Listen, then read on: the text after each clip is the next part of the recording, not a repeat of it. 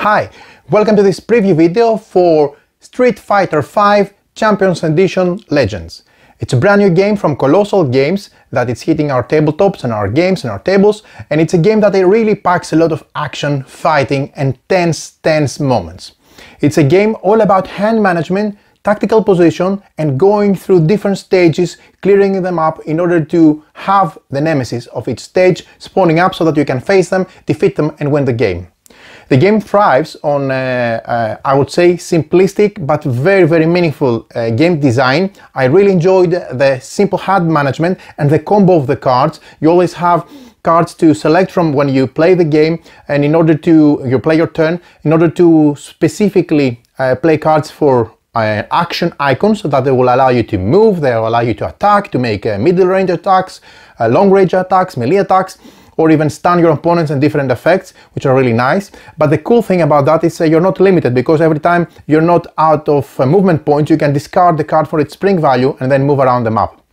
The map itself is really unique because not only it brings the theme and pops the game live because it puts you into the action, but also has some really cool, I would say, tactical aspects and tactical elements that you need to take under consideration, like the featured locations, which can provide very useful if you want to reach out different locations of the map quickly, or you can easily be the target of minion attacks that they can really put you in a corner. The game is a 1 to 4 co-op game where you can play all the way up to 4 players. It plays amazingly solo. You can easily handle 2 players or even more, 2 characters that is. And you have your card, your deck of cards, and then you select cards that you play only 2 cards during your turn, activate the action icons for the specific actions, and then draw back 2 cards into your hand. Very simple, and it's all about the different action icons and what they do. After a couple of rounds, everything comes into place, makes perfect sense, so you can easily remember all the iconography, which is very simple. And then after each player's turn, then you have the Nemesis activation phase, where you activate first of all the minions on the board, and there is a variety in the game with a lot of different minions, because they come into groups of 2, elite and standard minions, which have different abilities, different action icons also. They move, they attack, they do different things. And then once you've done that, you take 1 card from the Nemesis deck and you resolve it first of all for the icon. So matching the icon on the Nemesis card activates a specific ability from the 3 abilities on the Nemesis card. Keep in mind the Nemesis is not on the board yet. And then you go into populating the board with more Nemesis that they spawn on different spawn points as indicated on the card. Once you have gone through the deck once, then the Nemesis spawns on the card and then on the board, and then you can start attacking them. And if you manage to defeat the Nemesis, then you win the game. The game has very simple battle system with battle dice that you roll in order to get successes. And it's not all about luck, because you can mitigate the luck by re-rolling dice with specific spending experience tokens. You gain experience tokens from defeating minions and other enemies on the board. And the game really manages to approach our beloved, and it's my personal beloved, if you're watching this video, I'm assuming it's yours as well, video game in a very unique way. Yes, we're not fighting directly 1 versus 1, which is a typical, you would expect in such a in a tabletop adaptation of Street Fighter, but it really gets the feeling of Street Fighter, because you have a rival which is always on you, it's logged on you, and if your component, your friend attacks them, they will draw them onto their board, but the minion, the rival, will also attack you, and the rival could be any of the characters like Zangief or Dalsim or whatever. If you're playing Chun-Li, you can draft them, or you can select them separately, and you have always one rival, which is physically a minion from the known characters of Street Fighter. So in a way you're battling, but it's on top of other things that's happening, because you don't only have a simple battle, you also have the minions that are spawning all the time, the tactical element, how you move around the map, how you activate and interact with different locations, like pulling levers, like moving specific tokens on specific spots. So it's all built around a very robust, slick, and really tuned towards satisfaction and enjoyment design, which makes you have a unique experience, brings out the theme of the video game onto the tabletop and onto our tables, gives you a lot of action. You have very much control of your hand and your actions that you're selecting. You have control of your figures. The battles and let's say the combat, actually not the battle, the combat is very, very fast and simple, and should be like that because it's a part of an overall experience. The game doesn't overstay its welcome, and it's really, really a very unique, fun, exciting, and above all, thematic experience around Street Fighter, which we love. So join me at the table. I'll show you how the game works. I will explain all the rules. I'll be very, very scholastic. I'm going to put timestamps in the description of the video so you can jump directly on the specific chapters of the rulebook, and you can identify how battle is done, how movement is done, how the movement icons are performed in actions, etc. And you can find all the details. But I'm going to also add a link to the description in the description of the video for the crowdfunding GameFound campaign, which is about to start, if not already. It depends on when you see this video, so that you can follow up and find out more about what Colossal has prepared for us in their books for this amazing game. I really, really enjoyed it. If you are a fan of the game, you will love it. But if you're not a fan of the video game, don't run fast because you think that it's a game that you're only going to enjoy if you enjoy Street Fighter. It's a game that you're going to enjoy if you like hand management, clever tactical movement, quick battles that are really, really fast and very, very easy to get out, and then a sense of dungeon crawling because, okay, it's not a big dungeon, but the stage essentially is it's an area, let's say, that you need to navigate and do specific things in order to manage and fight the final boss at the end of the stage and win. So let's see how the game plays.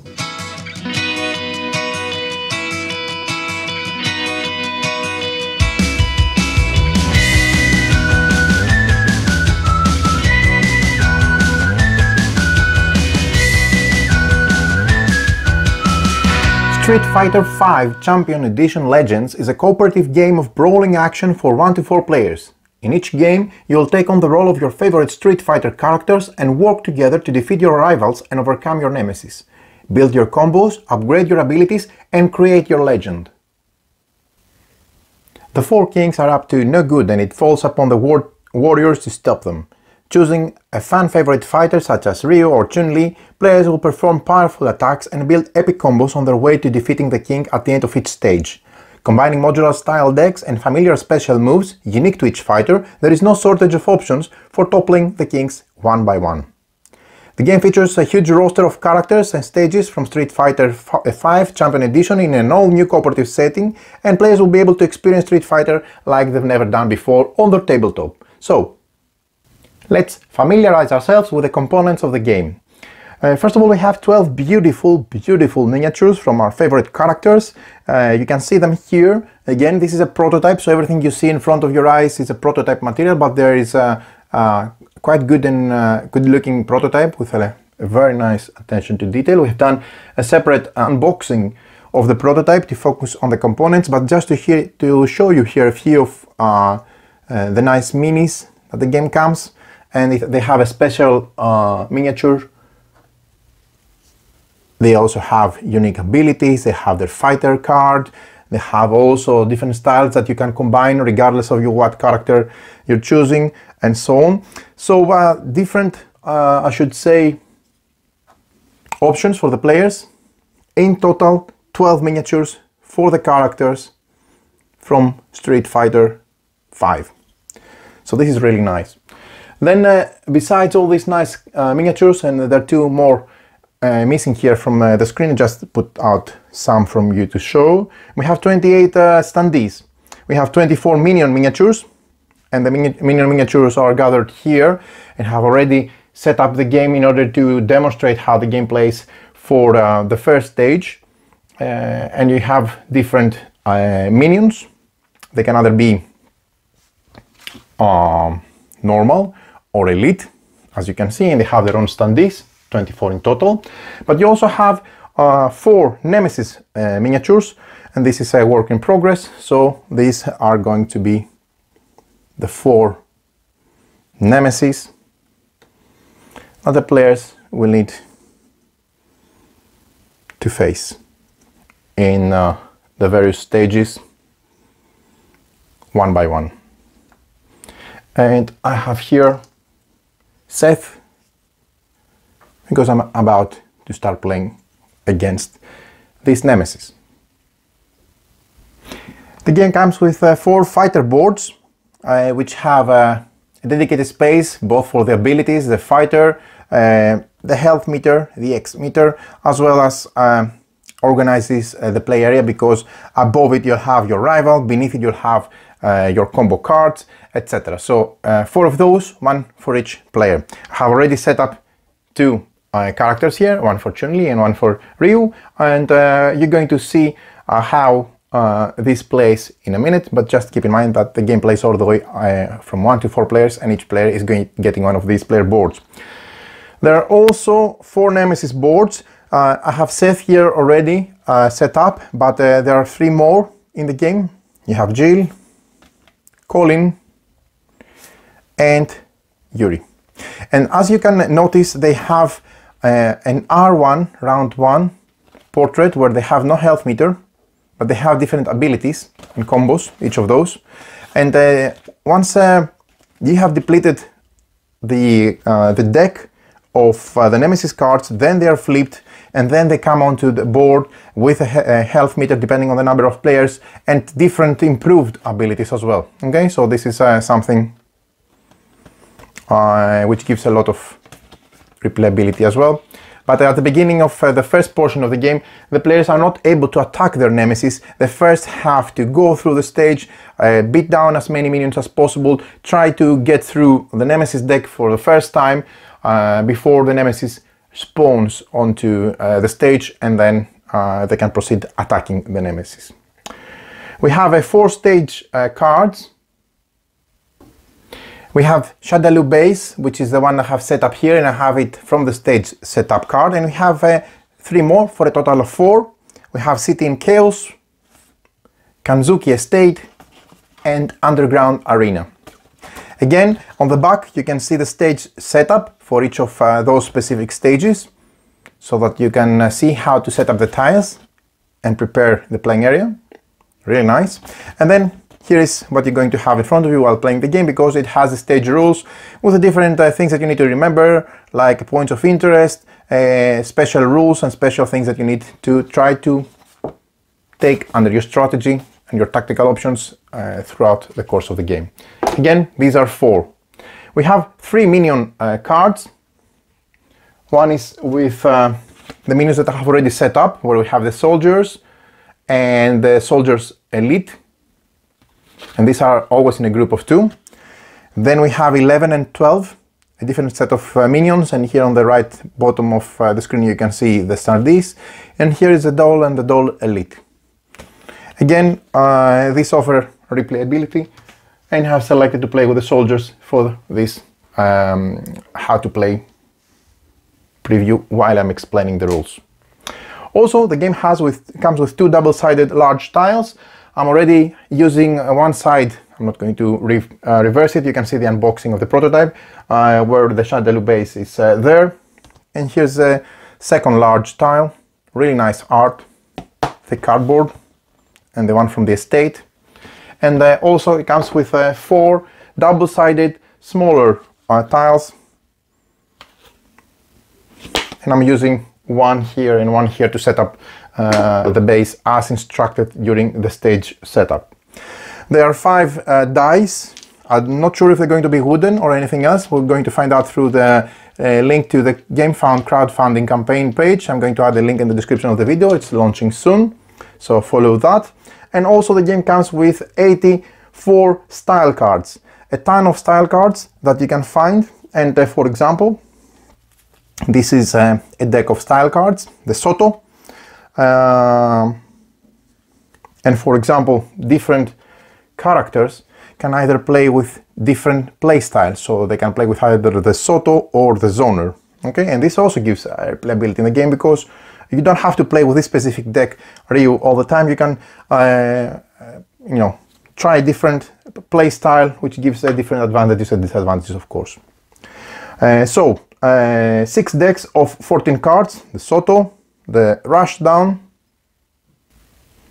and 4 more over here. Big variety of cards. We have the Zoner deck, the Grappler deck, the Stance deck, and a charge deck. Okay, and this gives a lot of variety in the game as well. Also, the game comes with 12 fighter cards. These are the 12 actually cards for the 12 miniatures that are included in the game. Okay, here's Ryu, for example. It shows the two play styles and the two decks that they can be played with either of those two. Here is the round one, and once he or she is knocked down, then you flip it to the R2, and you can have more powerful abilities if you have upgraded all your ability tiles with experience, and then you can use much more powerful attacks. And it goes in the dedicated space on your player board. We have here Chun-Li, and there are also additional ones for all the 12 characters that you can play with during the game. The game comes also with the respective rival cards. So here you have the rival cards which come here. It includes all the characters you can play. You can have as a playing character as a rival, or it has also the Nemesis because they can also act as rivals. And there are 16 in total, okay? And they also have R1 and R2. Then you have 18 Nemesis cards. Now they are here. This is the back of the Nemesis cards. We're going to see how these work, but actually they indicate the icon of the ability that is going to be used for the pattern of the attack of the Nemesis during this round. And also it shows the different spawning, the different zones of spawning, and the different type of minions that are spawned, because each time during the Nemesis phase we're going to be picking up one of these cards. I'm going to show this in detail. Keep in mind that this comes with 3 more, let's say, more difficult cards, that you need to replace the standard ones with those 3 if you're deciding to play with a more difficult level of gameplay. Also, there are, in addition, 48 ability tiles that you see here. For example, this is the set of tiles for specifically Ryu, or you have this one for Chun-Li. Okay, and these are tiles that they also have the normal standard side, and once it's upgraded, it has this icon for the upgrade. It's flipped to the advanced ability. Okay, and you upgrade those abilities via spending experience, as I'm going to explain later on. Then we have several fighter health tokens. These are these tokens, and you see you start with 4 health tokens. Once you lost your 4th one, then you're knocked down and you flip your portrait, and then you have 4 more to try to continue playing the game with those. If you again are knocked down, then you're out of the game and players lose the game. It's one of the ways that players can lose a game. Then you have 24 experience tokens. These are the experience tokens that you spend for re-rolling dice or doing different things. I'm going to explain. And you have a spot for up to 3 spots for up to 3 experience tokens at the bottom of your player board. Your health is at the top. Okay. And finally, you have also the Nemesis health tracker, because once you play with, let's say, once the Nemesis spawns, then you're going to use this health tracker, depending on the number of players, to indicate how many strength attack you need to do in order to decrease by 1 the health of the Nemesis until, decrease by 1 the health of the Nemesis until you get them out. So, and also they have from the back of their side more advanced abilities. So all these are the components of the game. Then finally you have 12 objective tokens. Okay, they have different icons that you also find on their playstyle cards, and they're used to activate different things. The same goes for the abilities of the Nemesis. But keep in mind the back may look blank, but for example, I'm betting that this is the icon that they're going to go, because those objective tokens, they go on the board face down, and you flip them once you are there in order to interact with them. Okay, so this, you may see it here or here for setup as a black, but it's just that it's not printed on the prototype from the back side. It needs to have this icon over here in the black circle. And they do different things like pulling levers or doing different things, and you use them depending on how the stage rules indicate. Setup. First we have the stage setup. You choose a stage by gathering a stage card with the corresponding stage tiles, one large and two small, and you create the map by placing the tiles in the center of the table, organizing them as shown on the stage setup side of the card. You see, here we have the small one on the left, the small one on the right with this specific orientation, and this is the side of one of the two large map tiles that we're going to use in order to construct exactly this setup, which is exactly what I have done over here. Then you choose a minion group, gather all the minion tokens and minion cards for that group, and you place the minion cards and tokens near the map. Here are my minions, and here's a card for the selected group of minions. They always have a team of 2, and in this case this depicts the exact type of minions I have selected to play the game.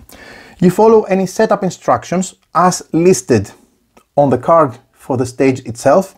For example, here it says to place this type of objective tokens, general objective tokens face down on the map in the indicated spaces up to your player count. For example, if you're playing with a 2-player game, that means you're going to place here for the 1p, here for the 1p, and here for the 2p. You're not going to be placing here and here. But if you play for a 4-player game, you're going to be placing also to the remaining of the spots in order to balance the game for different player counts. So for this game I'm setting it up for 2 players. I'm playing solo for 2-player characters, or you can play 2 players, 1 character each. And in this case what I'm doing is I'm picking up from this pool of face down objective tokens without checking what's from the back side, 2 of them, and I'm placing one here for the 1-player spot, and no here, 1 second here for the second objective, and I also need one to take one without looking. Okay, these are face up, but you know, you have to make them face down before you select them for the third point, and they're all starting face down. This concludes the stage setup, and then the last thing that we need to do is, once we have finished the setup for the stage, we flip the card from this side. So now it shows a very nice graph of the Shadaloo base to put us in perspective and immerse ourselves in the theme. And then we have the stage rules, which are described at the bottom of this specific stage, and they affect this stage respectively.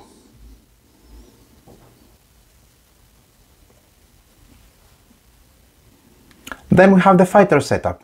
Each player takes a fighter board, placing it in front of them on the table, filling the health bar with 4 health tokens. This is a health bar, so you need to put 4 health tokens, just like a video game, so really cool. Then once you do that, each player chooses a fighter, gathering their fighter card. So this is my fighter. Okay, I'm placing it on the fighter portrait space. Keep in mind to place them from the round 1 side, not the one that says round 2. Okay, so they go there on the designated space on the fighter board. Also, you place the ability cards of the specific hero character on the designated spaces on the fighter board, standard side facing up. So again, this is a space for the ability. Each character comes with 4 of those tiles. They have the normal standard side, which you can differentiate from the advanced one because it has this yellow upgraded side icon. Okay, so they all start with the standard side up. They show the character to which they belong, so you know which 4 to get, and you place them on the 4 designated space on your fighter board. Each player also chooses a style deck, and you shuffle the deck and place it near your fighter board, and then you draw 4 cards to create your starting hand. So this is my style deck. It's a Soto one because I can use a Soto one suggested from this specific character. So I shuffle it just to show you again how these cards look. I'm going to break down the anatomy and explain what they do later on. Okay, so we shuffle it thoroughly, and then I draw 4 of them. Keep my deck next to my fighter board, and these 4 make up my hand with which I'm going to start the game. Each player may place their miniature on the starting space on their stage. This is the icon for the starting space. I just took my character's miniature. Really nice, right? And place it on this space with the starting icon. And I also take the 5 dice and keep them nearby, within reach of all players. Then we have the Nemesis setup. You choose a Nemesis from your available Nemesis pool by gathering their Nemesis board. You see it over here. Their respective miniature and the Nemesis health track token, which is this one over here, that you're going to be using once Nemesis is spawned on the stage. Make sure that your board is showing the round 1, because as I mentioned before, you have round 1 from this side when the Nemesis is not spawned, and once the Nemesis is spawned, then it's flipped to the round 2 side, where you can now attack them and they have more advanced abilities as well. You place the Nemesis miniature on their Nemesis board. So in this case I'm playing against Seth, and she starts off stage on their respective Nemesis board, unless specified differently from the stage setup. And then you take the Nemesis cards from the box. They have this back, and this is how they look. They have a specific icon which activates specific ability, as we're going to explain later on, and spawn instructions for spawning minions, which are going to make sense during the explanation and the breakdown of the Nemesis phase. Then you need to remove those 3 ones that have the hard mode icon, which is this one. You remove them for your first game out of the deck, and then you shuffle this deck and you deal 3 plus 3 per player. So here it's 3 plus 3 for player 1 plus 3 for player 2. So 3 cards plus 3 per player to create the Nemesis deck. Then you place this Nemesis deck near the Nemesis board, from which you will be drawing cards through the course of the game and during the Nemesis action phase.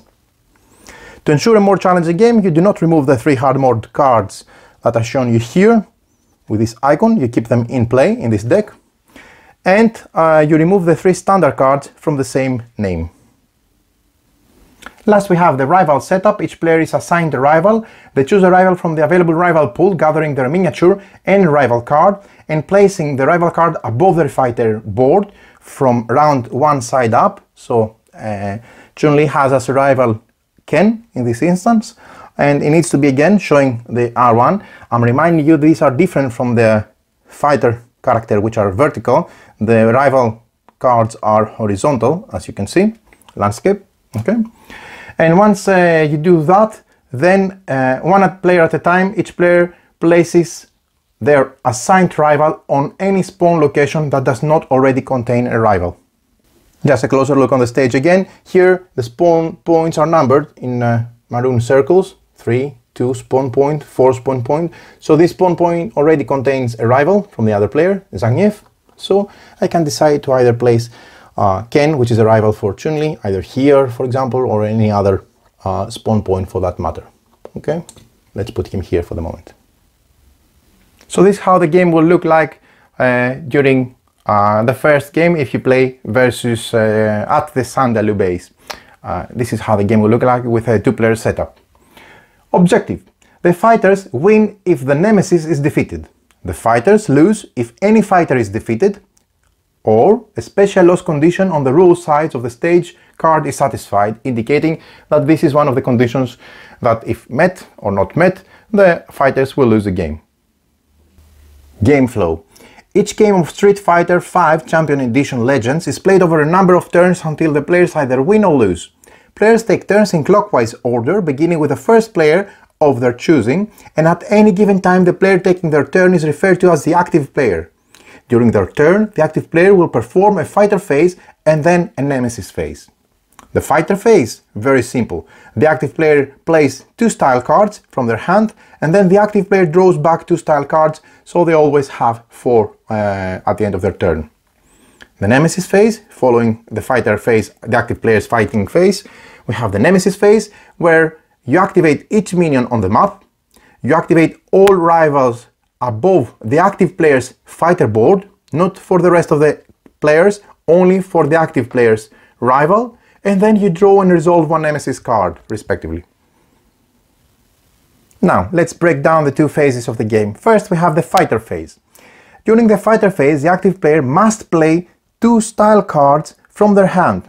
Each card must be fully resolved before another card may be played or an ability performed.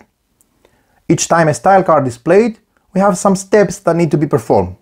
So let's say I decide to play this card, Projectile. we have those two steps that you need to follow. You resolve effects, you place a card face up on the table in front of you and resolve each action on it in order from left to right. And then you add to combo meter. Once a card is resolved, it becomes part of your combo meter and can be spent to perform abilities found on your fighter board. Let's see the anatomy of the card first of all.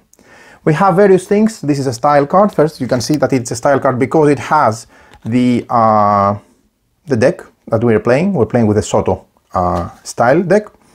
So the anatomy of the card is very simple. It has the card icons here, 1, 2 in this case.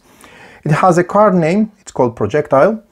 It has card actions that could be 1 or 2 or having a row of actions that need to be performed from left to right, bottom to top row. You can skip any one action if you want, but you cannot go back and do an action icon if you have already went to the next ones. And it has also the sprint icon, because you can ignore the actions here and play a card for its sprint value in order to move, in this case 2 spaces. And last but not least, it has the style deck. It shows that it belongs to the Shoto style deck. Just to show you the rest, so now you have some idea. Different icons, different actions. You can have different, more than one actions, as you can see. You need first to move, in this case, by 1 or up to 1, and then you can perform an attack in the space that you are with a value of 3. Okay, but you cannot attack and then move in this case, for example. And this is how the anatomy of the style card works. Combo meter and ability cards. Each card has 1 or more combo icons that can be used to activate actions found on the ability cards of each player's fighter boards. After you play a card, it is added to your combo meter, and the icon on that card becomes available to use. You place a card below your fighter board to indicate that it is in your combo meter. A fighter may never have more than 4 cards in their combo meter. So let's say I have played this card, resolved it, etc. It goes beneath my player board, where it's part of my combo meter. I can have no more than 4 at any time of cards in my combo meter, as you can see here. But keep in mind, once they're played for their action, the only thing that matters are the icons that they provide, because these activate your abilities.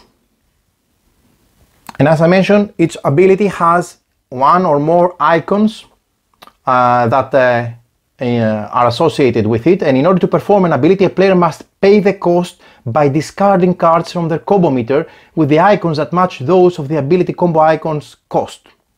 Once the cost has been paid, they may resolve each action listed on the ability from left to right, and an ability must be fully resolved before another ability or style card can be resolved. So for example, let's say I have a full a variety of combo cards, up to 4 as I mentioned.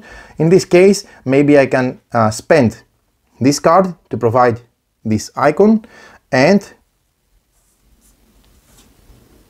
also this card to provide this icon. So I'm covering the cost by 1 plus 1, 2, discarding them from my combo meter in order to be able to move to use this action, which is a Hadoken, and I can attack with a strength of 3 in a distance 2 sides, 2 spaces away from me. We're going to explain those actions later on, but this is how the abilities work. Keep in mind that during the fighter phase, only the active player may be able to play style cards from hand. However, any player may perform abilities.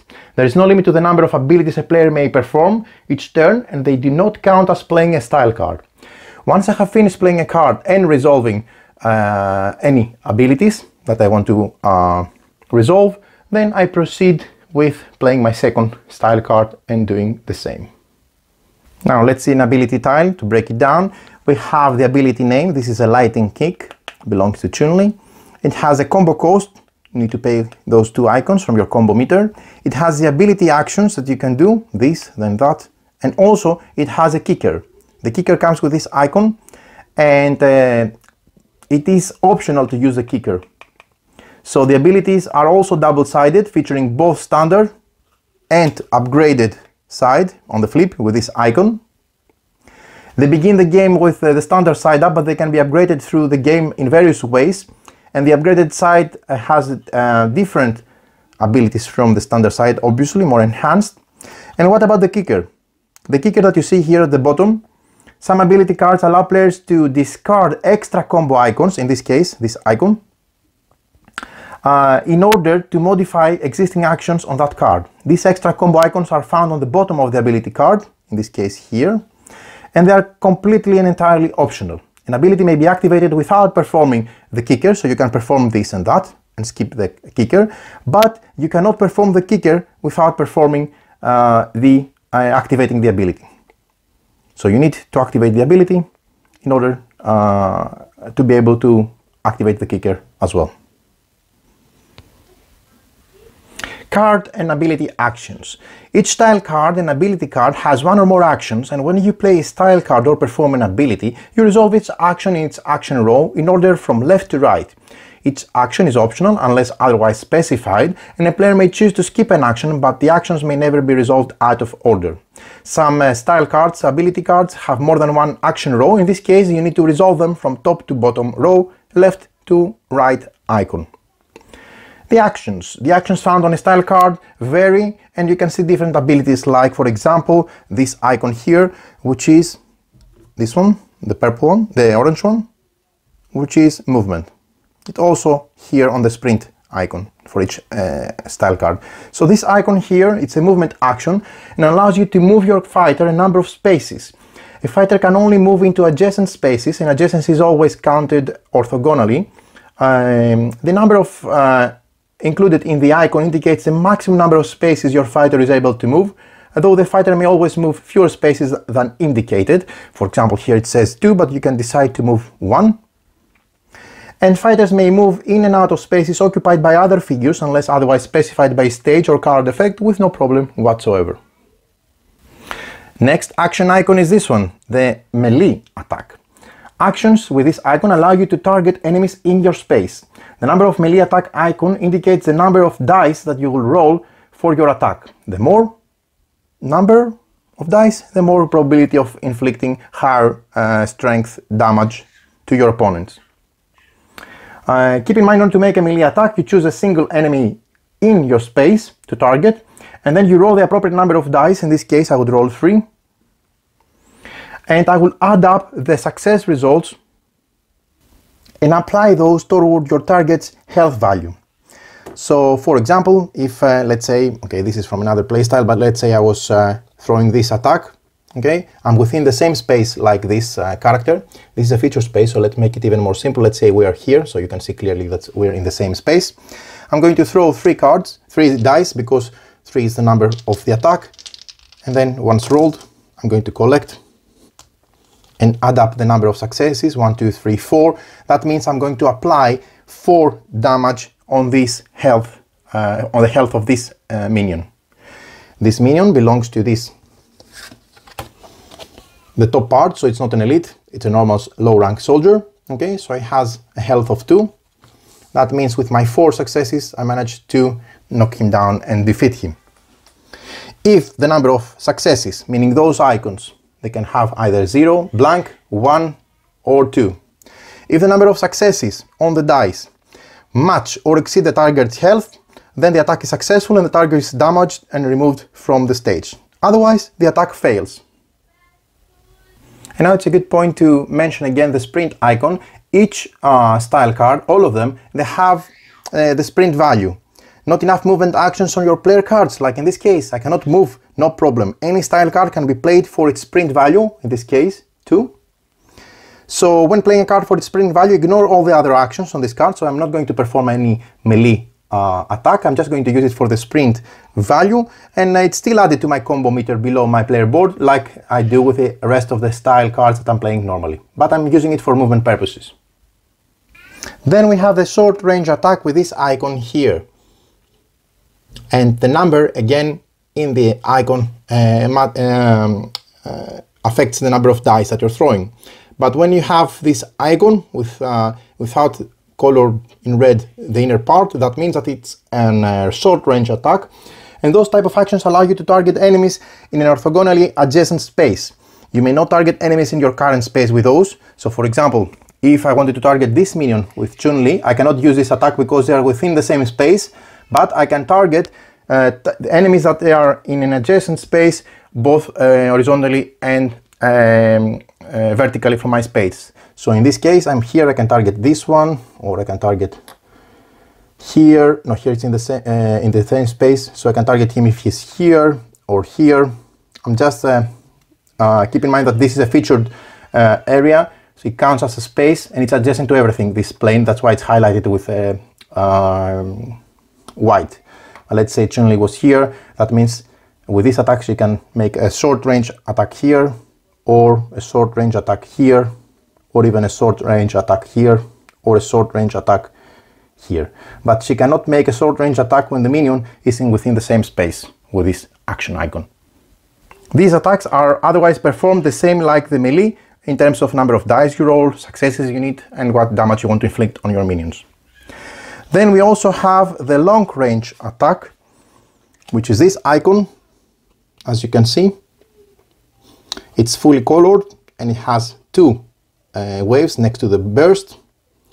Long range icon attack actions allow you to target enemies up to 2 spaces away, counting orthogonally again. Like the short range attacks, they may not be used to target enemies within your space. So for example, in this case, if Ryu was using it, he cannot use it to attack an enemy on his space, but he can attack within up to 2 spaces horizontally or vertically from his location. So he can use it for 1 space to attack here, or he can use it for 2 spaces, 1, 2, to attack here. And again, these attacks are otherwise performed in the same manner as melee and short range attacks. Last but not least, we have the X icon. These actions allow you to charge your X gauge. You add 1 such token on the bottom of your fighter board. You have space for 3, as you can see, so you can keep adding with additional action icons a second one, or even get 3, which is the maximum that you can hold over there. And if you need to gain more than 3, then you immediately need to perform an upgrade with the remaining tokens to a maximum, so that you're never more than with a maximum of 3. So how do you use those tokens?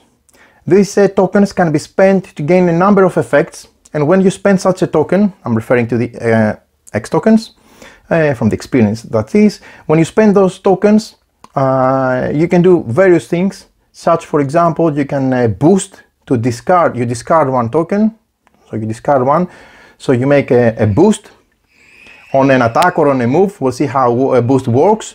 Then you can discard 1 in order to make a reroll. That means that you can reroll after rolling for an attack and you missed to bring, let's say, success icons. You can expend 1 of those icons in order to reroll a die. And finally, you can spend 3 in order to be able to upgrade an ability. Well, in this case, you'll decide which ability you want to upgrade, and then by spending 3 such tokens, returning them to the common pool, you flip the ability you want to the upgraded side, which bears this icon, which brings a different set of icons and more powerful combos and actions as well.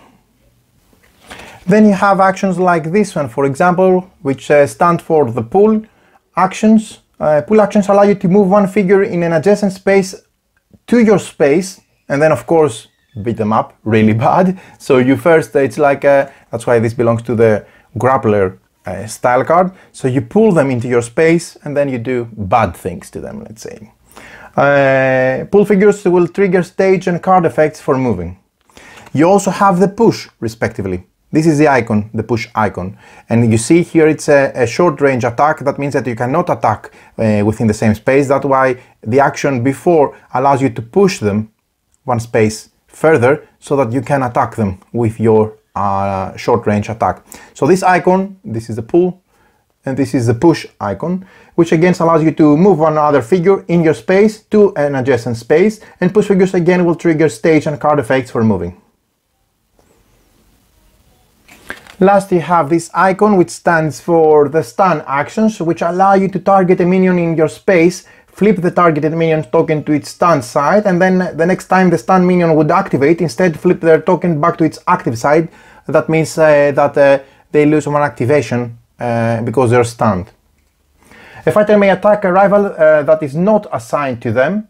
However, if they do, that rival will become assigned to them, and they must move that rival cards above their own fighter card. So for example, if I were to attack my, let's say, teammate's rival, I would be able to attack them because they would have this above the player board, but then, since I would attack them, I will move them above my own player board, which means when they activate, they will attack me and not the other player.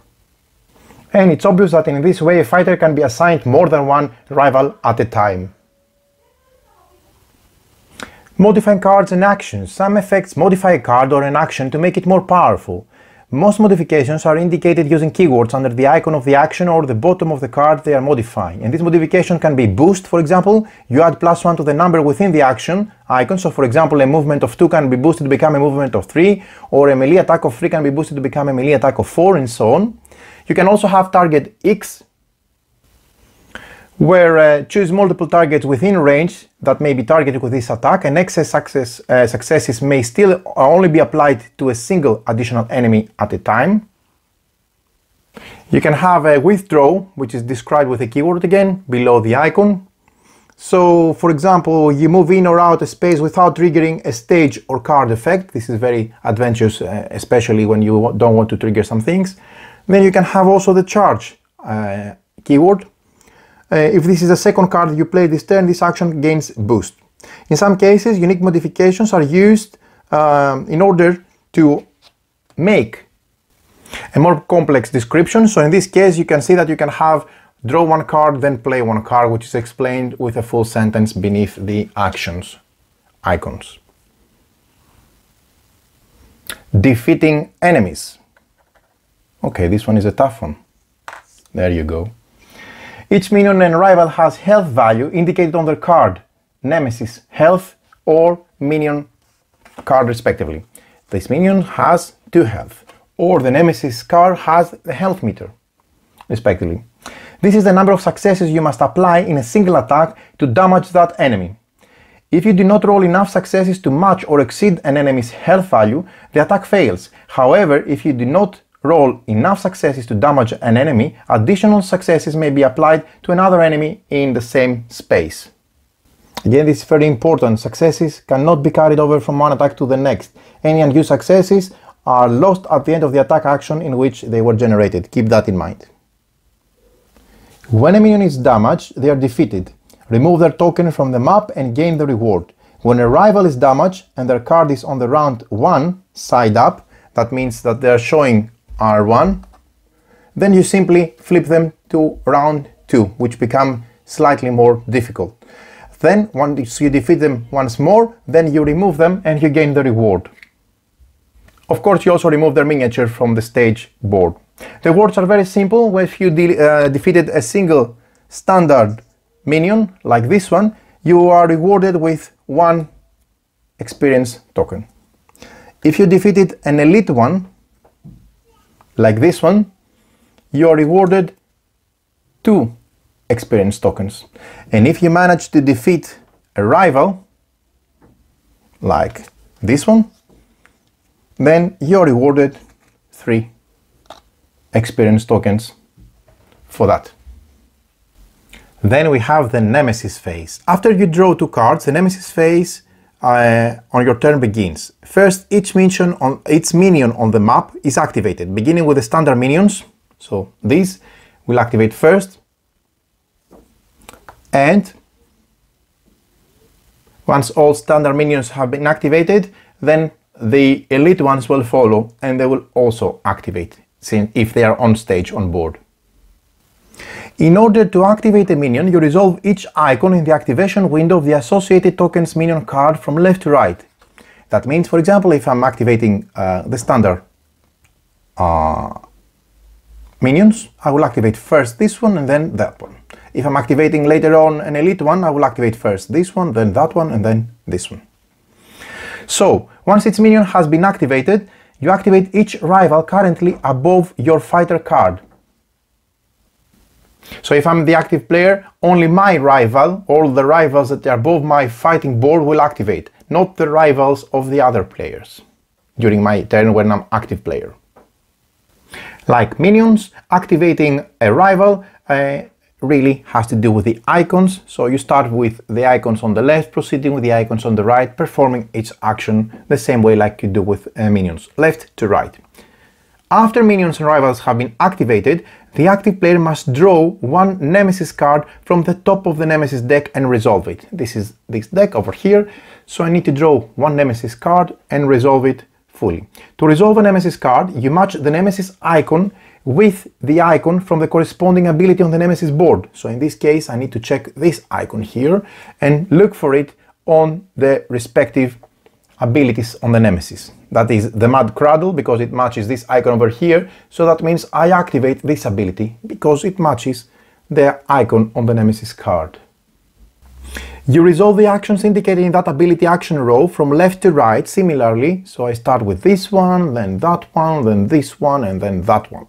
Okay, if I have multiple lines, I go from top line to bottom line, always for each line from left to right for each specific action icon. In the case that more than one action row exists, I will resolve again top to bottom. So finally, I populate the map with new minions by placing the minion tokens listed on the Nemesis card I just revealed in the indicated location. So in this case, this was my card, it activated this ability which was performed, as explained now, and then I need to finish by spawning, in this case, an elite minion because it has a star on spawn zone 3. That means I need to locate spawn zone 3 on the player board, which is here. And I need to take one matching minion, it could be more than one, if you have multiple icons, and spawn it on the respective spawn zone, spawn zone 3 here. Again, as I mentioned, you can have different number of minions, elite or normal, spawning in different zones. This one goes to zone 1, spawn point number 3. Minions and rival activations. When minions and rivals activate, you resolve each icon on their activation window from left to right, and minions will always target the fighter nearest them. Rivals, on the other hand, will only target the fighter that has been assigned the rival card. Most enemy icons are resolved in the same manner like fighter icons that we've seen before, and the rules are similar, but let's see, for example, how they activate in respective cases. So this icon is a movement, so you move the enemy the number of spaces indicated towards the target, following the shortest possible route, and an enemy will stop moving once it's in range or attacking its target, so not moving just to get on the same hex, same space. For example, a minion with a long range attack will stop moving once it's 2 spaces away from the fighter within line of sight. Additionally, an enemy with long or short range attack that shares the same space with the fighter will first move to be in range of the fighter, and then they can attack, for example. So this icon is the melee icon. The enemy targets a fighter in its space, and the enemy deals the indicated number of damage to the target fighter. Then you have this icon, which is the enemy the short range attack. The enemy targets a fighter in an adjacent space, and the enemy deals the indicated number of damage to the target fighter. You also have additionally long range attacks like this icon, where the enemy targets a fighter up to 2 spaces away, and the enemy deals the indicated number of damage to the target fighter.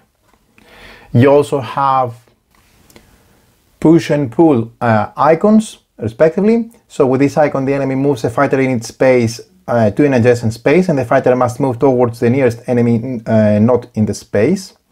Or if the arrow is pointing to the other side, that's the enemy moves a fighter in an adjacent space into their space because they're pulling them. You can also have this icon here, the stun icon. A fighter in the enemy space is stunned. You lay the fighter miniature inside to indicate that it's stunned, and the next time the fighter plays a card, they may not resolve any action on that card. Still, it's placed on the combo meter below the player board. Then they stand their miniature upright, to indicate that they are no longer stunned, and then they can continue playing with their second card, play style card.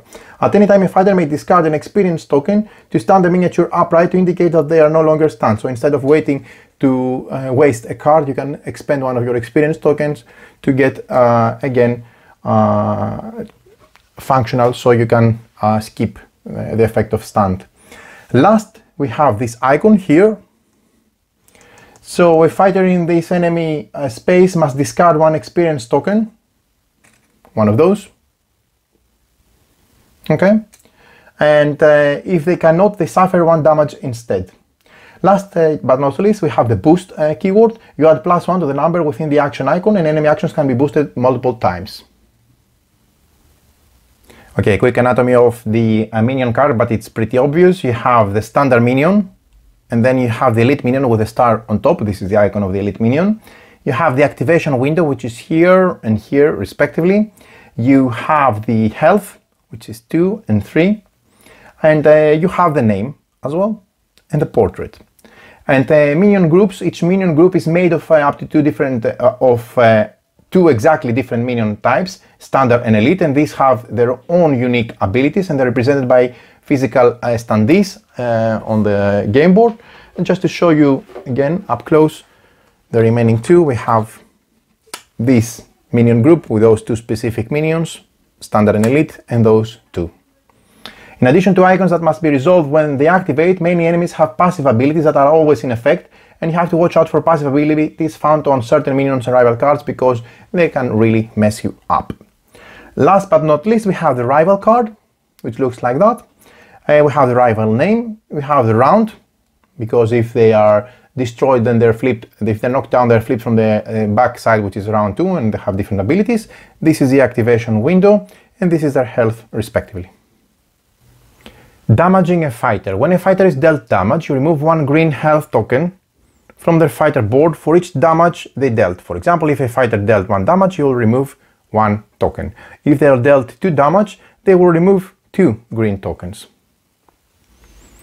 from their fighter board. When a fighter's 4th and final health is removed, then that fighter is KO'd. If a fighter is KO'd, knocked out, then the fighter card, which shows round 1, will be flipped to show round 2. Then you will fill in again the health meter with 4 exact tokens, even if you had leftover damage to take from the previous effect. You only take 1 damage, and then you start always R2 with 4 health tokens, so you don't carry over any excess damage from before, and then you continue playing. If again now you lose your 4 and final health point from your fighter board, then the character is defeated and the game is lost. Even one of the players, if it's defeated in this way, all players lose the game. It is possible for a fighter to block incoming damage. A fighter may cancel 1 damage dealt to them by discarding 1 card from below from their combo meter in order to avoid this damage. This may be performed multiple times to cancel more than 1 damage and use it wisely and make it count when it really matters. The Nemesis card. After minions or rivals have been activated, the active player must draw and resolve 1 card from the Nemesis deck. This is the Nemesis deck, and this is one face-up Nemesis card. To resolve a Nemesis card, the active player must first match the Nemesis icon on the card with the corresponding ability on the Nemesis board. As I showed you, this icon with matching icon on the abilities on the Nemesis board.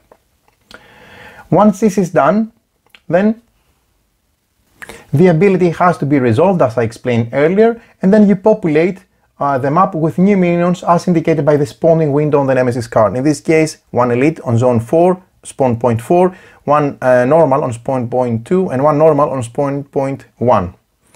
Each Nemesis card will spawn again 1 or more new minions, placing them on specific spawn locations found on the game map, and the spawn window of each Nemesis card will indicate which type of minion must be placed on the map and in which spawn location. Minions are always placed on the map active side up unless otherwise specified. If ever a minion needs to be spawned but you cannot because you have used all the tokens, so you don't have enough tokens of that type, in the supply, the Nemesis advances. You discard the card on top of the Nemesis deck and resolve the Nemesis ability associated with the Nemesis icon on that card, but you do not spawn again. So if I couldn't spawn enough, because I didn't have enough elite, I would resolve this ability and then ignore the spawning effect here. So the progression of the Nemesis deck will happen because they will move on, and at some point when this is depleted, then they will spawn on the board. The Nemesis. Players win the game by defeating the Nemesis. However, the Nemesis begins the game off map. Player cards and abilities cannot affect the Nemesis while they are not on the map. To attack the Nemesis, players must wait for them to spawn. For the Nemesis abilities, each Nemesis has 3 abilities that correspond to an icon found on the cards in the Nemesis deck. These icons are here, here, and here, and match the icons on the Nemesis card. So, for example, this one, as we've seen before. So, when a card is drawn from the deck and resolved, the Nemesis ability matching the icon on the Nemesis card is resolved. The abilities on the R1 side, around one side, of the Nemesis are not the same as the abilities on the round 2, which is on the opposite side of this board.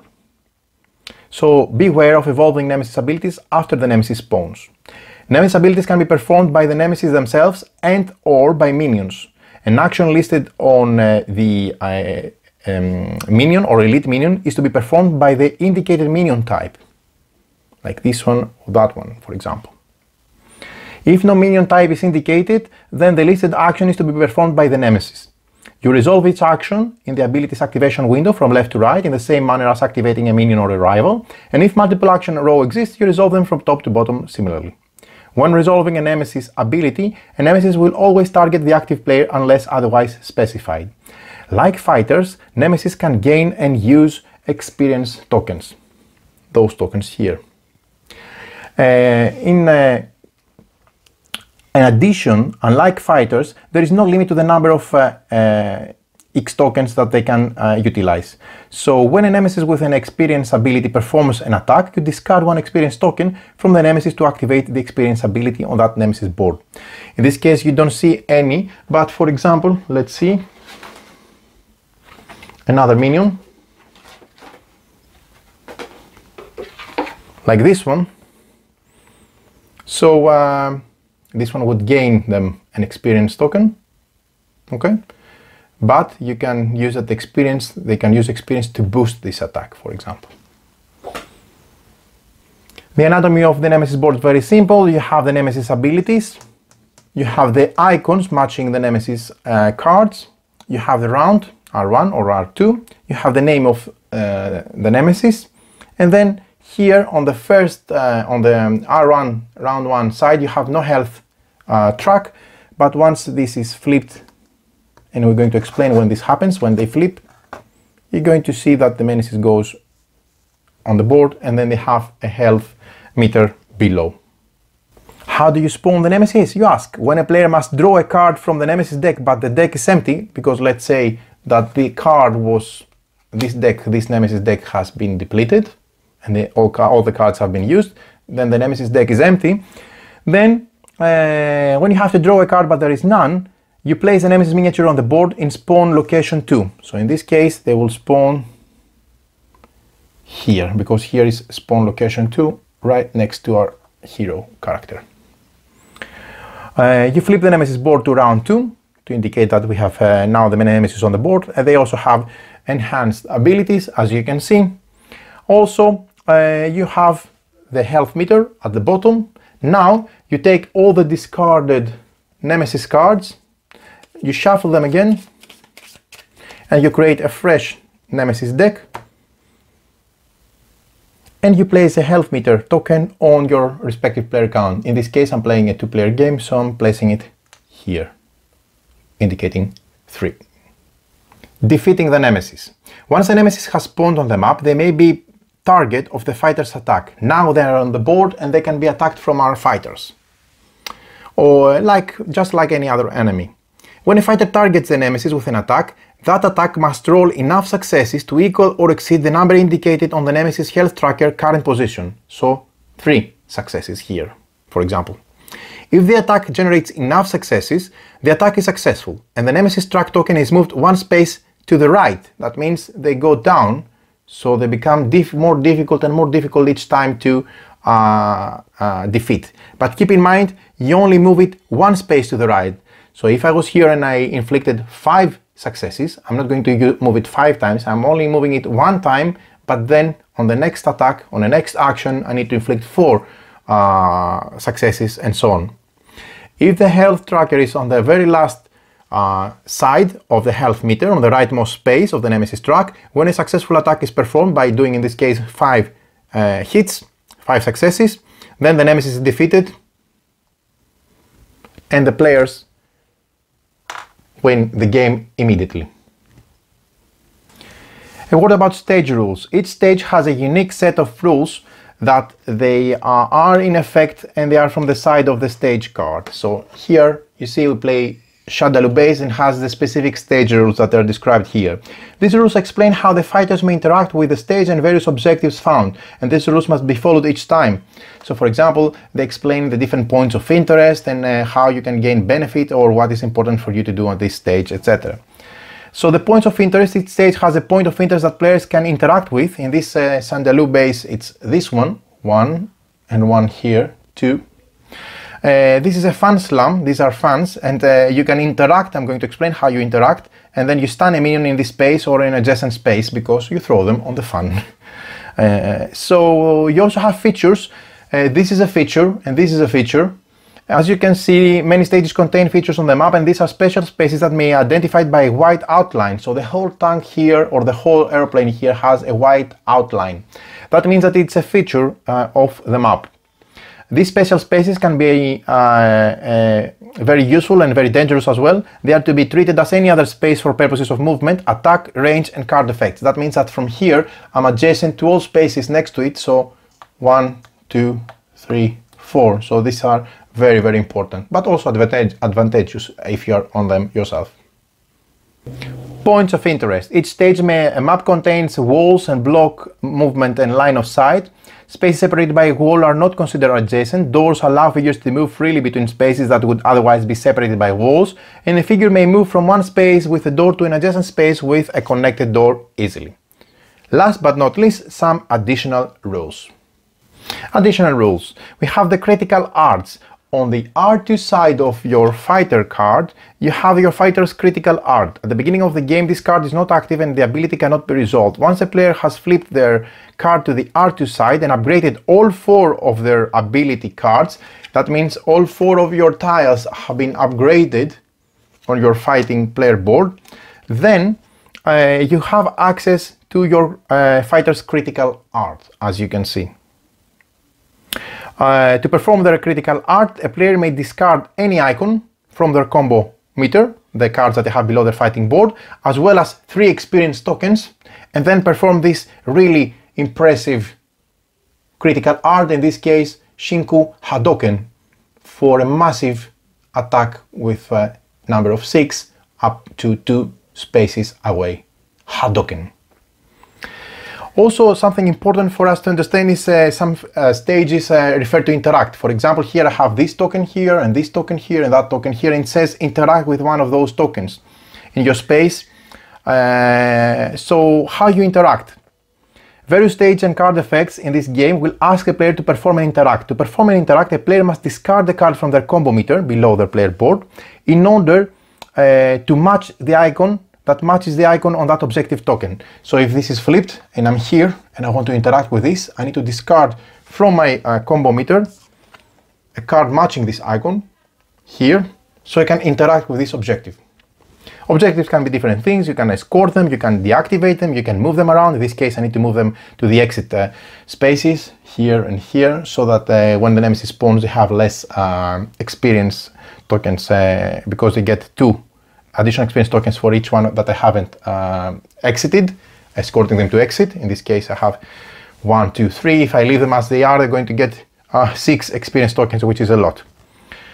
And finally, the objective tokens. The objective tokens, again, they're going to have a specific icon. This is the icon that they're going to have, as per my understanding. Each stage uses tokens in a unique way. as described on the stage rules here. The back of the objective card displays an objective token icon.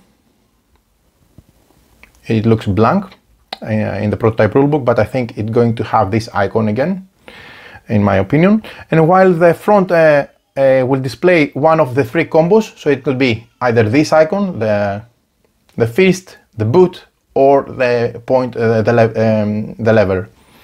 So these three icons are indicated, and you can only see them once you go there and reveal them. So while the front will display one of those three combo icons, when placing objective tokens on the map, they're always placed face down, so you don't know what type of objective this is. And you're only going to get access to this once you move there on this space. When you move there, the token is going to be flipped and the objective icon is going to be revealed. So there you have it. This is everything you need to know about how to play Street Fighter V Champions Edition Legends. The back of the rulebook has a quick reference where it has a turn sequence, some explanation, and a really nice summary of the icons used in the game. The game is really fun, so let's move back up for my final thoughts on the game. Okay, I went into this thinking that, okay, this could be an okay game and I'm going to like it no matter what because I like Street Fighter. But was I wrong?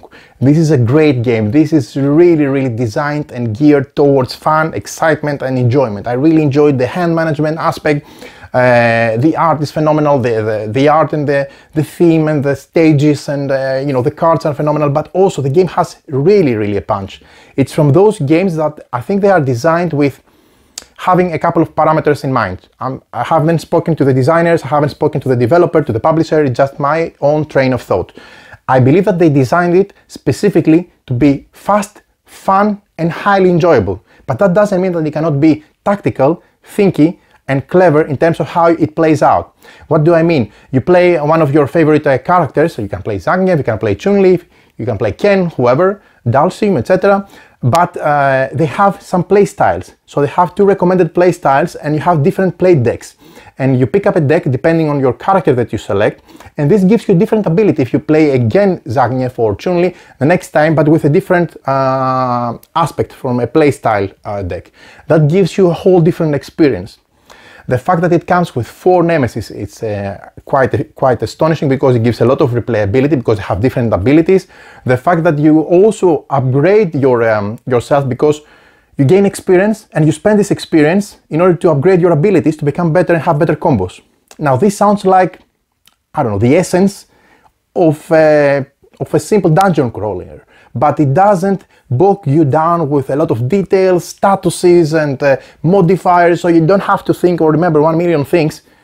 So you only have to position yourself, clearly take opportunities, manage your hand very carefully and then deliver those punches or those bursts or whatever, those kicks, so that you attack the minions and you attack the Nemesis and then you win them in order to win the game. Also the stages are different, they're very asymmetric, they have different feel, they have different objectives, the combination of the cards to match your icons, because I failed to mention at the intro of this video, but you've seen it through this explanation of the rules, that when you play a card you perform the action icons, but you can also take the cards in your combo meter below your player area and then you spend those, similarly like your Nemesis, you spend those icons in order to activate specific abilities which can really deliver additional punches and an additional hit in the faces of your opponents in general. So very much impressed. I went into this game thinking I like Street Fighter, but why didn't they make it 1 versus 1? And I can admit, a bit expecting it to be a bit 1 versus 1, but then when I started playing the game I said to myself, I'm really happy that they didn't go with 1 versus 1, because the game is so much more, it's so much more possibilities and so much more gameplay, because they have really crafted something very unique and special out of it, and they deserve congrats. I haven't played anything else from the designer, but I'm really going to follow them because I think they're geared towards you know, the cool aspects of making a game fun, but without making it over complex. And not that I don't like complex games, I really enjoy complex games and I have a ton of them, but sometimes I want a game that plays easily, but it delivers a very thinking, very enjoyable experience through hand management, through selection, through options, and this game really delivers that. It's a very unique experience.